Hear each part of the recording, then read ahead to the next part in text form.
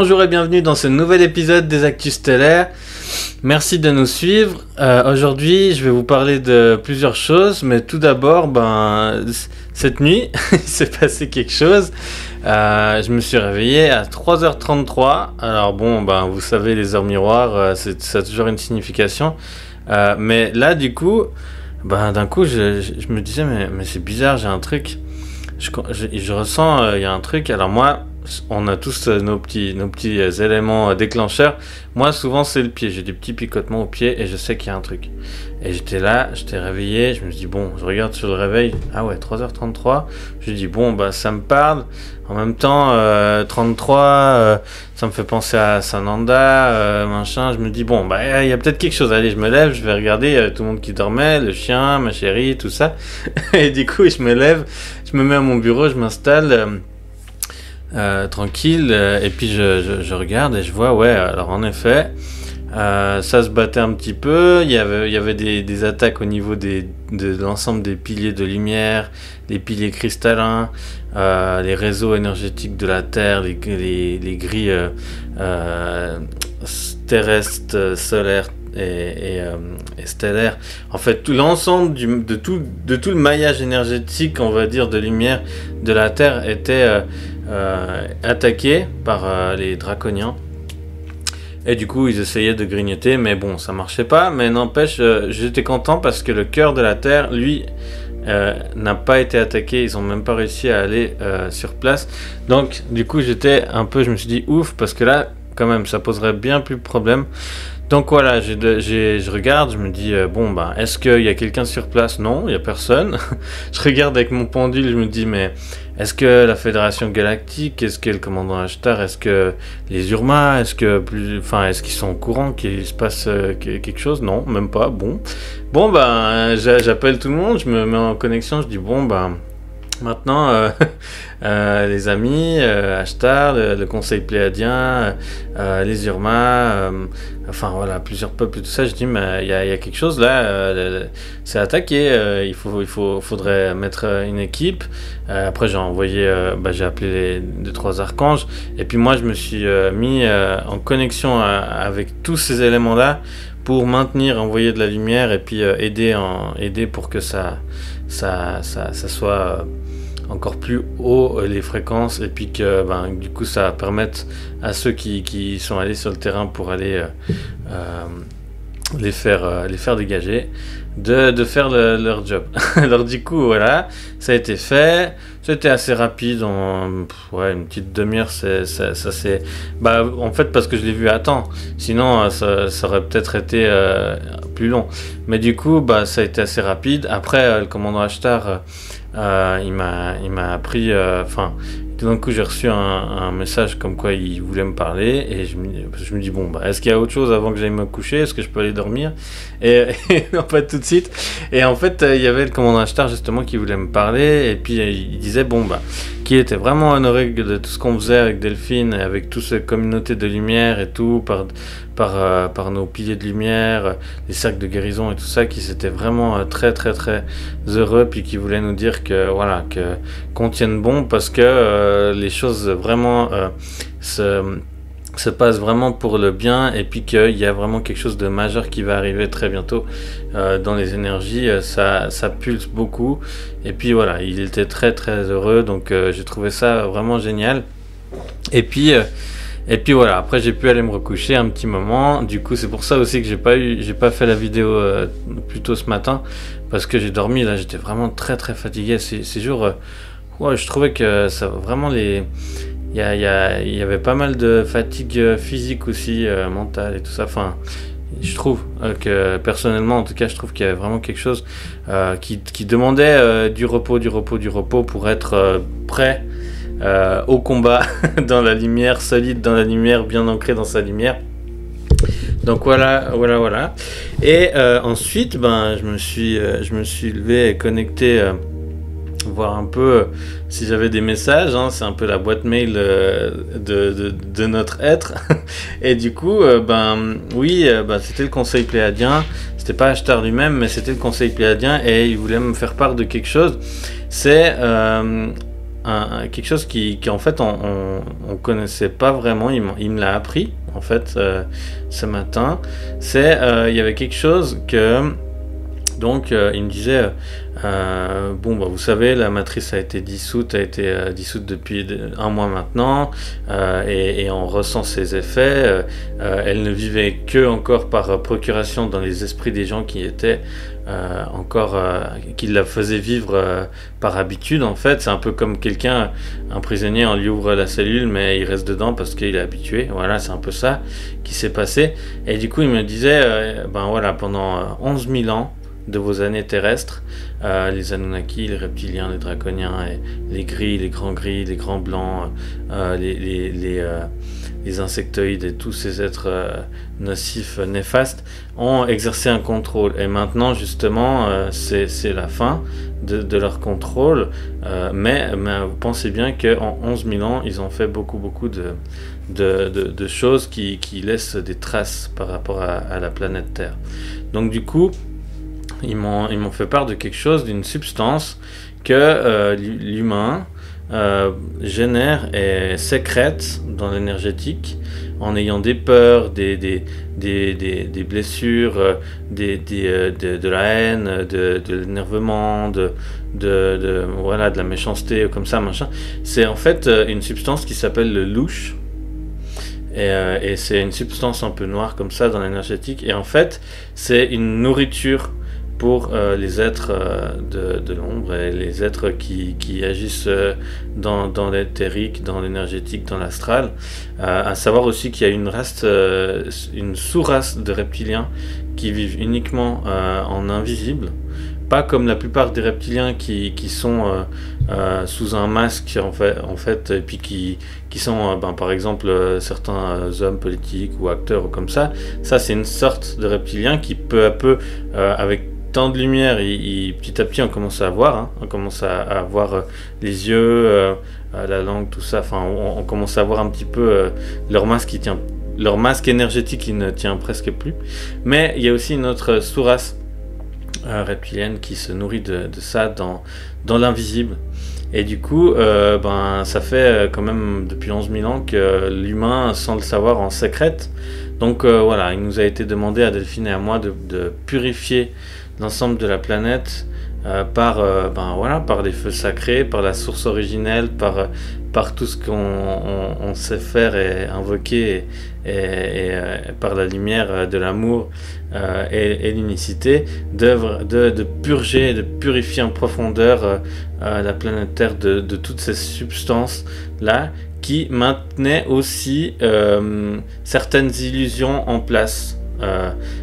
Comme une nourriture artificielle vraiment qui nourrissait l'égrégore de mal, en fait, de quelque chose de pas bien.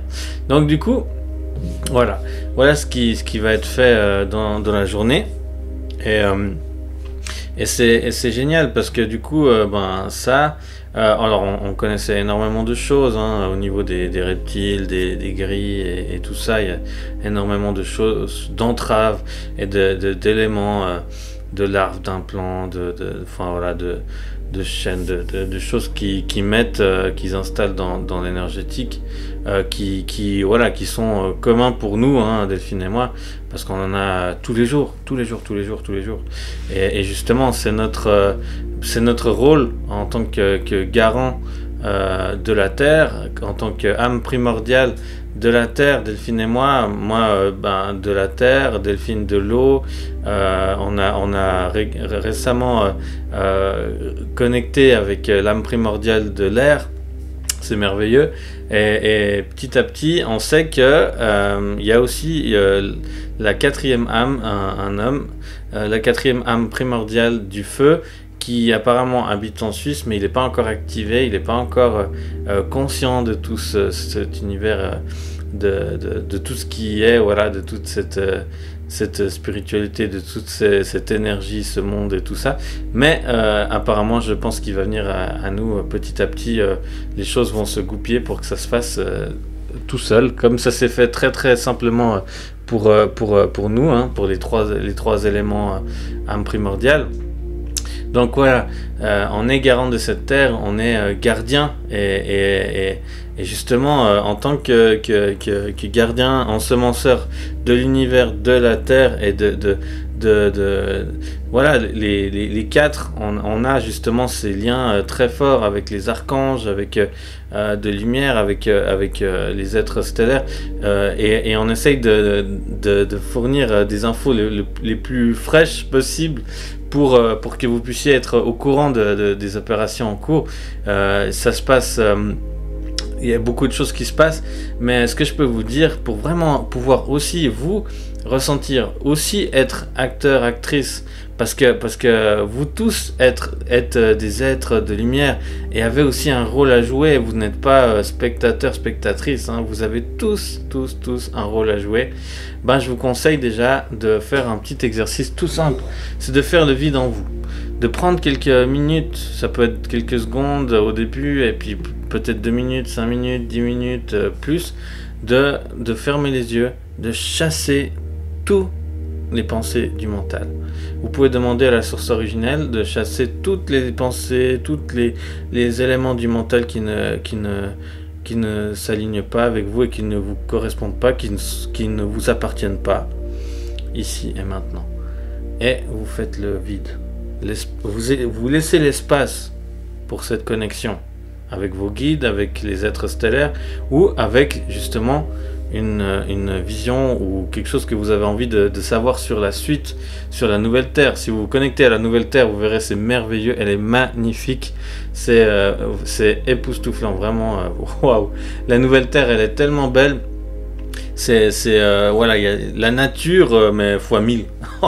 C'est luxuriant, c'est merveilleux. Vous allez voir, si vous voulez vraiment vous connecter, faites cet exercice, chassez le mental, et vous pouvez aussi faire ce geste là de descendre le mental en votre cœur, et vous agissez depuis votre cœur, et depuis votre cœur vous pouvez être bien, et vous mettez en connexion. Vous êtes là, vous êtes en sécurité, vous êtes en votre cœur. Bien sûr, ça nécessite un bon ancrage, des deux côtés. Ancrage, enracinement à la terre, à la source originelle. Toujours la source originelle, je le dis et je le redirai à chaque fois. J'entends assez de messages et de vidéos où ils parlent de la source et tout ça. Non, attention, vraiment, attention. Jamais la source, ça c'est quelque chose qui a été...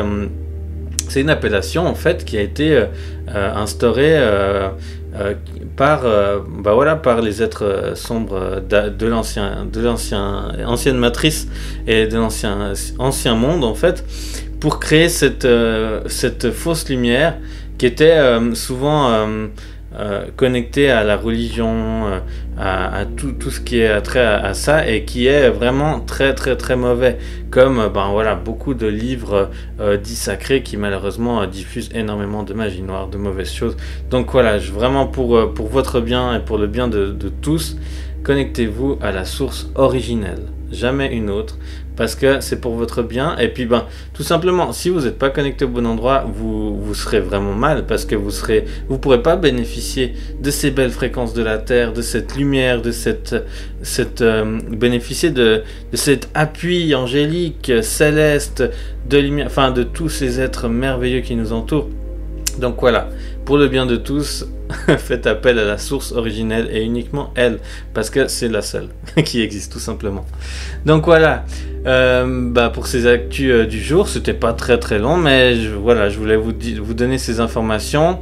Ce soir, jeudi 31 juillet, on a le cercle de guérison qu'on va faire dès 20h sur cette page YouTube, sur notre canal.